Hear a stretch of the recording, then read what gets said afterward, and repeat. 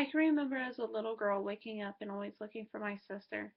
Mom used to tell everybody who said raising two kids was harder than raising one that they were wrong because we entertained ourselves.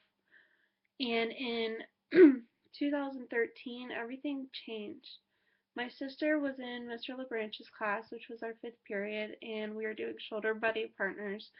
And we, I watched her lay her head down, and I knew something was wrong. She went to the nurse, and the bell rang 15 minutes later. And I went to Mom's room to check on her, and Miss TC that said that I needed to go see Miss Moreau, who was my best friend's mom. And I wasn't worried at the time, but when I got up to the office, I seen everybody's face, and then I started worrying. When I walked into her office, she told me that I needed to sit down, and her son came in and grabbed my arm, and she said that my father was on his way to pick me up, and that my mom was taking my sister to the hospital.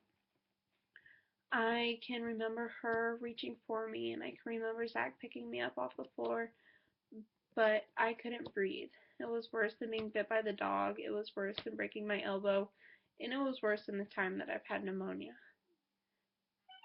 I remember that the time went by so fast, I don't remember much of the ride there. My dad picked me up from school, I met my grandparents in the lobby, and I waited for a couple of hours to see my sister while Dad and Mom sat back there with her. When Dad finally got to me to be able to take me back, my sister was getting a blood test, and when the needle got stuck in her arm by the nurse, he missed the vein, and instead of pulling it back out, he just jerked it over.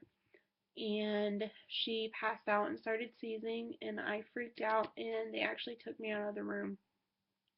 A couple hours later, Dad came in and told me that they were going to transport her to All Children's Hospital in St. Pete, and I was going to be able to say goodbye, and then I wouldn't see my sister for 4 days. When I was at school, because I had to go to school for the next 4 days, I wasn't focused on my work. I was everywhere other than my work. And on the fourth day, my grandma finally picked me up from school and took me to see my sister.